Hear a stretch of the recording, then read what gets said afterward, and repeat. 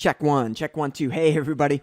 Adam here. And when I start a class, when I run a class in Modo, I like to just jump in and make something right off the bat. So that's what we're going to do. In the next video, we're going to actually talk through the Modo UI from a high level. We're going to get the lay of the land. We'll talk about viewport navigation. We'll talk about getting around the Modo UI quickly and efficiently. So we're going to start at the very, very beginning and cover all the detail that you need to know. Trust me. But in this video, we're just going to start by heading up to the very top left of the Modo window, and notice there is a Model tab up here. We want to live in the Model tab for this exercise, and down below that you should see some primitive icons. If you don't see the primitives, there are some vertical subtabs over here on the right that contain different sets of tools. Just make sure you're on the basic subtab for now. We'll stay there for the rest of this exercise. And then hold the Shift key, and notice that we get little orange plus signs to the right of our primitives. I'm going to click the cube with the Shift key held, then let go of the Shift key. That's going to create a 1 meter cube, also known as a unit primitive, to get us started.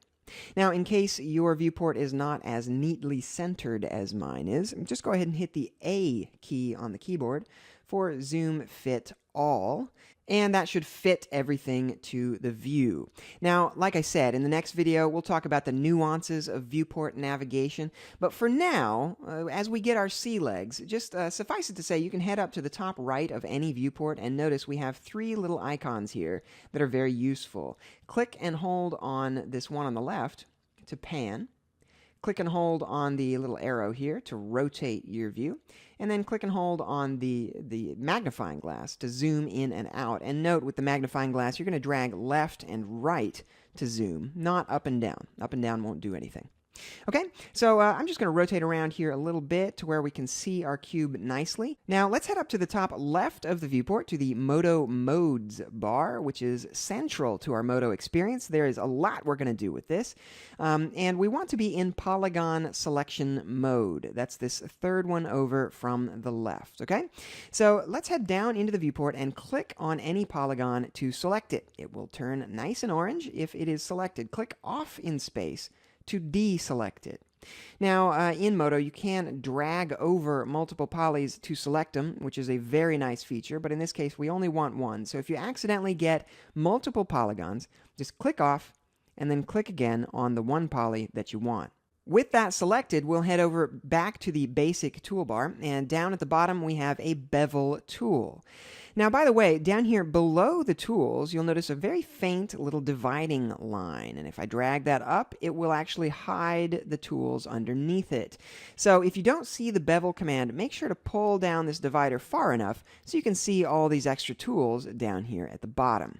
I'll grab the bevel tool, and notice that it is now running. We have a bunch of options for that tool down in the tool properties below it, and out in the viewport, nothing has happened yet. Click in the viewport once, and that will activate the tool. So now we have handles to work with. I'm going to drag this red handle in a little bit. And then to reactivate the tool, to create a new bevel, just shift-click in the viewport. And now I can pull this in, and you see we're starting a brand new bevel. Okay, let's rotate our view a little bit so we can see. I'll shift-click in the viewport again and drag that red handle in.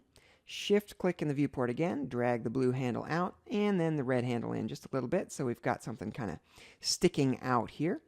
And to drop the tool, just hit Escape on the keyboard, and then Escape again to drop the selection. Or, as I said before, you can click off in space. That will also deselect. Now, let's rotate around to the other side. Grab this back polygon, and I'd like to move it. So let's head up to our basic tools again. And we have some transform icons down here. We have a multi-transform on the left that gives us both move, rotate, and also scale in one tool, which is nice. But I prefer to use just the regular old vanilla move tool. And then I'm going to grab the x-axis and just drag this back a little bit. Okay? Now let's hit Escape to drop that tool, and Escape to drop that selection. Rotate back around here to see the front of it. And this looks pretty boxy, so let's hit the Tab key on your keyboard. Tab key is one you're going to use a lot in Moto. That's going to activate SDS subdivision for your surface and smooth everything out. Now, this might blow your brain if you're not used to working with sub-D modeling. It's a very specific kind of modeling, and it's very powerful for making organic shapes like this one. As we rotate around it, you'll see that this looks a little bit like a sort of a jet engine kind of shape, and that's what I was going for.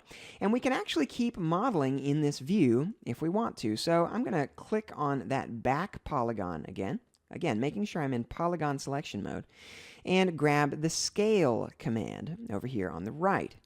Now, the Scale tool, I can scale on individual axes, of course, just like I did with the Move tool by grabbing the X-axis. I'm going to undo that, though, and instead grab this middle cyan circle to scale on all 3 axes at the same time.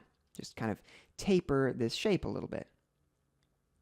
Now I'd like to actually do some beveling on the back of this thing, so let's head over to our tools again. I don't actually need to drop the tool explicitly if I just go down to my toolbar and click a different tool. Then I can click in the viewport to activate it, move my handles, shift-click to reactivate, move the handles, shift-click to reactivate, move the handles, etc.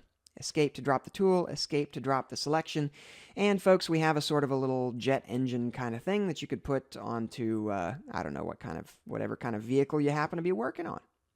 Okay, so what I want you to do before you jump on into the next video, where we'll get into a lot of detail about the Moto UI, I want to actually just spend some time getting comfortable here. Like I said, get your sea legs. Take some time to just mess around, click around, break stuff. Don't worry, you're not going to hurt anything. And in the next video, we'll talk about things in a bit more detail. Okay, stay tuned.